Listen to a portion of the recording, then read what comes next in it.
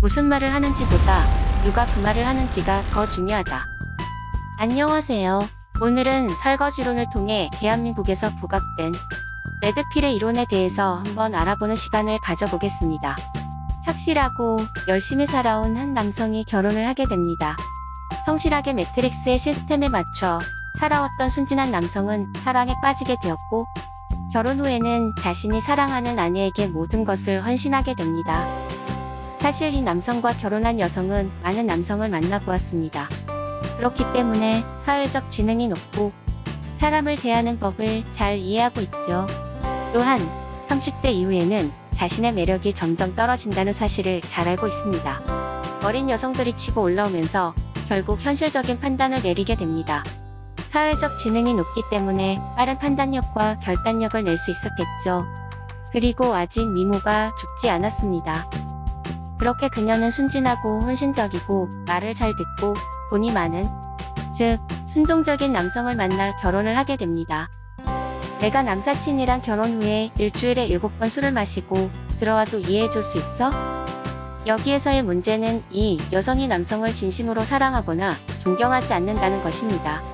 심지어 임신을 하지 않기 위해서 약을 복용하는 여성들도 있다는 불편한 진실도 존재합니다. 인터넷을 통해 퍼져 수많은 대한민국의 남성들을 분노하게 했었죠. 물론 레드필 이론에서도 말하듯이 이러한 현실이 펼쳐진다고 해서 남성들이 더 열심히 연애를 배우거나 남녀관계를 잘하는 법을 배우는 것은 아닐 것입니다. 오히려 결혼을 포기하거나 혹은 혼자서 살 수 있는 방법을 찾는 것이 대부분일 것입니다. 왜냐하면 레드필은 굉장히 마이너한 소수의 영역이기 때문입니다. 더불어 어차피 모두가 알파메일이 될 수는 없으니까요. 여기에서 한 가지 재미있는 사실은 이러한 설거지론과 같은 현상이 전 세계적으로 발생을 하고 있다는 것입니다.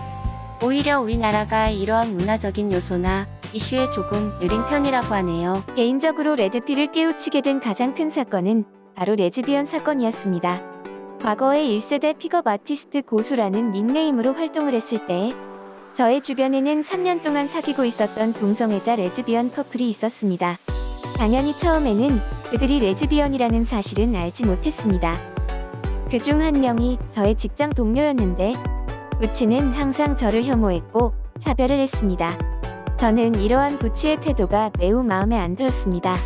그리고 그녀의 여자친구인 팸는 종종 직장에 찾아왔습니다.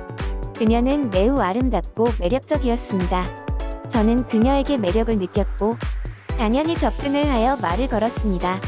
그 당시에 저는 대한민국 1세대 픽업 아티스트 고수였으니까요. 그렇게 서로 알고 지내는 사이로 지내던 와중에 직장 동료 부치는 미국으로 유학을 가게 되었습니다. 부치의 부재속의 팸과 저는 급속도로 친해지게 되었고 1년 동안의 작업 끝에 팸과 사귀게 되었습니다. 물론 모든 것이 이상했습니다. 정말 이상했어요. 그렇게만 1년 동안 연애를 하면서 레즈비언이라는 사실도 알게 되었고 여러 불편한 진실들을 보게 되었습니다. 말 그대로 새로운 현실에 눈이 떠지는 기분이었습니다. 더 레드필. 하지만 분명한 것은 신의 섭리를 깨우치게 된 것입니다. 남자의 역할과 여자의 역할, 그리고 진화심리학, 알파메일, 남녀관계, 세수 등 새로운 현실에 눈을 뜨게 되었습니다. 남녀관계, 연애, 결혼 안에는 기존의 남성들이 모르고 있거나 불편하고도 가혹한 현실과 진실들이 존재하고 있습니다. 이러한 것을 알고 있다고 할지라도 매우 충격적일 것이며 매트릭스 안에서 자라온 남성들의 멘탈을 산산조각 낼 것이 분명합니다. 그렇기 때문에 한번 이러한 진실을 보게 되면은 그 이후로는 이전으로 돌아갈 수는 없게 되는 것입니다. 지금은 모든 것이 감사합니다. 진실과 현실을 보았기 때문입니다. 저는 우리 주변에서 365일 24시간 동안 여자가 여자를 유혹하고 있는 세상이라는 사실을 알게 되었습니다. 길거리를 거닐거나 어디를 가든지 간에 레즈비언 커플들이 눈에 들어옵니다.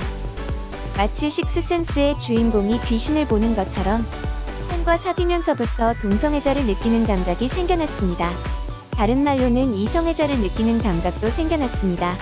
남자를 좋아하는 여성을 유혹하지 못하는 것은 말 그대로 말이 안 됩니다. 여자를 좋아하고 있는 3년 사귄 여자친구가 있는 여자도 유혹을 했는걸요. 사실 레드필 이론이 설거지론을 통해서 우리에게 알려진 것은 사실입니다. 우리 사회에 속한 남성들에게 굉장히 큰 경각심을 주었죠.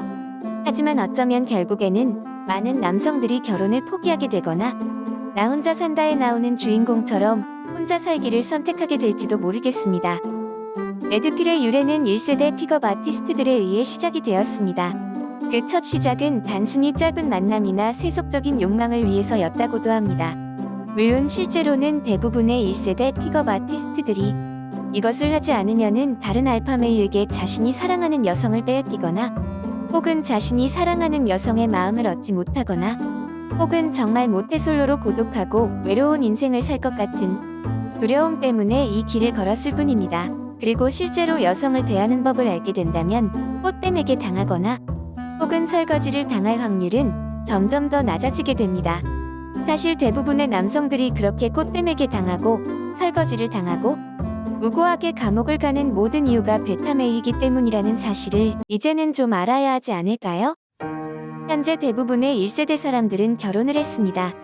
그들은 진정으로 만남, 연애, 결혼, 자녀 양육 등을 소중하게 생각한 사람이고 진지한 태도로 임했던 사람입니다. 여자를 이용하고자 했던 것이 아니라 오히려 자신에게 어울리는 여성을 만나려고 했을 뿐입니다. 그리고 그 과정에서 남성성을 이해하고 레드필을 이해하게 되었던 것이죠. 사회적으로 남성성은 거세되었습니다. 더 이상 전쟁이나 일으키는 남성성은 필요로 하지 않는 그러한 세상이 되어버렸다고 해도 과언이 아닙니다.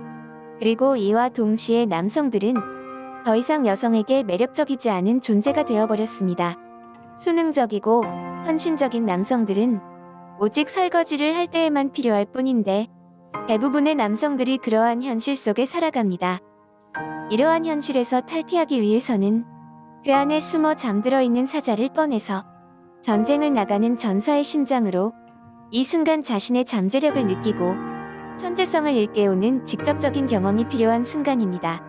감사하게도 정신적으로 거세가 된 것이지 실제로는 멀쩡하게 붙어 있습니다. 레드필은 여성이 실제로 반응하는 것이 무엇이고 잔인하고도 더러운 실제 현실이 무엇인지 보게 해주었습니다. 그리고 나아가 남성으로서 마땅히 누려야만 하는 현실을 경험하게 해주었죠. 아쉬운 것은 많은 사람들이 여전히 이론적으로만 이러한 레드필을 경험한다는 것입니다.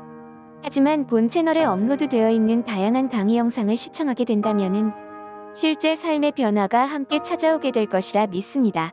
시청해주셔서 감사합니다.